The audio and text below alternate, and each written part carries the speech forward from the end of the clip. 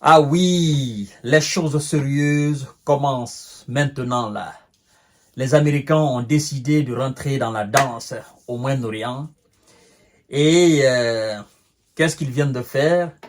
Alors, ils viennent d'envoyer un patron de l'armée américaine en Israël et qui a été reçu par le chef d'état-major de l'armée israélienne pour effectivement mener des discussions sérieuses sur sur l'Iran et sur le Liban.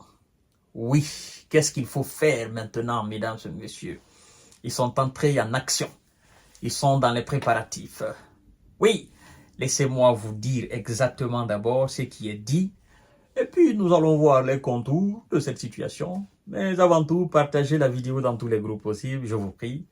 Le chef du commandement central américain en visite en Israël. Une rencontre axée sur l'Iran. L'armée israélienne a annoncé ce lundi 7 octobre 2024 que le chef du commandement central américain, CENTCOM, le général Eric Kurilla, avait rencontré dimanche le général Herzi Halevi, chef d'état-major de l'armée israélienne. Et donc, sachez que le général Herzi Halevi, c'est ce dernier qui est le chef d'état-major de l'armée israélienne. Alors, pour des discussions centrées sur l'Iran et le Liban. Et donc, le général du commandement de centre américain, lui s'appelle le général Eric Kurilla. Alors, ne vous emballez pas. C'est simplement de la com. Oui, rien de spécial. Ils vont rien faire. Absolument rien. Hein? Ça, c'est une rencontre. Et voilà, une annonce que moi je peux qualifier de tentative d'intimidation de l'Iran. Pour que le monde sache, oh oui, le commandement, le général américain, il est venu s'entretenir avec le chef d'état-major de l'armée israélienne. Et les débats ont porté sur l'Iran et sur le Liban. Oui. Est-ce que c'est leur première fois de se rencontrer? Est-ce que lui, il avait besoin de faire ce voyage? Mais non. L'armée israélienne travaille en connivence avec l'armée américaine. Hein? L'Amérique même en restant en Amérique, depuis le Pentagone, hein, avec des lignes très sécurisées, travaille régulièrement avec l'armée américaine. Donc à quoi sert bon de déplacer un général pour qu'il vienne en Israël? Ça sert à rien. Les rapports sont faits à tout moment. Il y a des troupes américaines un peu partout dans le Moyen-Orient. Ça sert à rien de déplacer un général pour venir faire de la fanfaronnade. Hein? Il y a des éléments de l'armée américaine sur place en Israël. Hein? Il y a des patrons de l'armée américaine qui travaillent en connivence, qui aident l'armée israélienne dans le domaine de la logistique, mais aussi avec les satellites américains pour des tirs de haute précision. D'accord? Pour des informations. Donc, à quoi ça sert le déplacement d'un général si ce n'est pas de la fanfaronnade? Hein?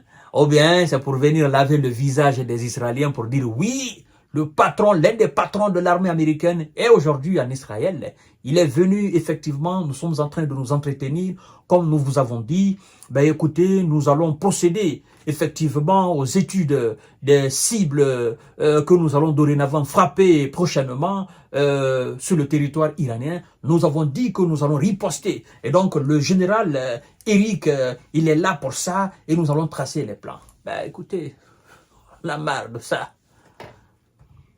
Mais je sais quelque chose. Je sais quelque chose. L'Iran est préparé et est en train de se préparer. Et l'Iran n'est pas seul. Américain doit se souvenir. Poutine a dit, nous allons donner des armes très puissantes à des particuliers susceptibles de toucher vos intérêts à travers le monde. L'Amérique doit se souvenir de cela. L'Iran n'est pas seul. Je dois quand même vous informer qu'avant les tirs massifs iraniens sur les cibles militaires israéliens sur le sol israélien, le premier ministre de la Russie, de la Fédération de Russie, s'est rendu en Iran. Et il s'est entretenu avec le président iranien et les responsables, c'est-à-dire les plafonds de l'administration iranienne, les patrons même de l'Iran, hein, même le guide suprême de l'Iran, je crois d'ailleurs qu'il s'est entretenu avec lui. Je parle du premier ministre. Et avant le déplacement du premier ministre, c'est le secrétaire général du Conseil de sécurité de la Russie, ex-ministre de la Défense russe, M. Sergei Shoigu, qui s'est d'abord rendu en Corée du Nord, qui s'est entretenu avec M. Kim Jong-un et l'administration Kim Jong-un, après qui s'est rendu en Iran et qui s'est entretenu avec les responsables et le nouveau président iranien. Cela témoigne encore de la grandeur de la relation entre la Russie et l'Iran. Donc, ces deux éléments très importants qui se sont passés après juste que l'Iran ne procède à des frappes sur l'Israël. Donc, monsieur le général, faites ce que vous avez à faire et je dois encore vous réitérer qu'avant tous ces déplacements de tous ces responsables, la Russie a fait des exercices militaires conjoints avec l'Iran, avec la Chine. En fait, c'est comme si, c'est pourquoi je vous ai dit dans une de mes émissions, je dis, s'il y a un domaine dans lequel les Russes sont très forts, c'est le domaine de l'anticipation.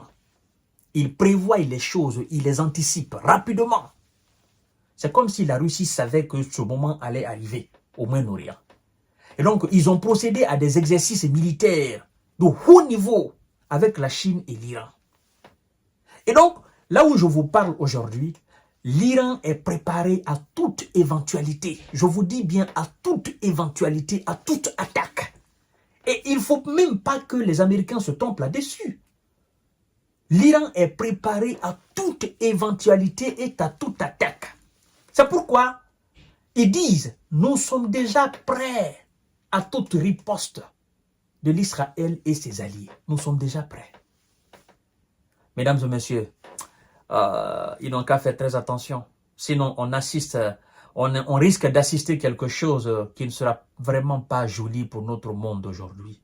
Pour notre monde que nous qualifions d'un monde très civilisé, d'un monde très développé, très évolué par rapport au monde ancien.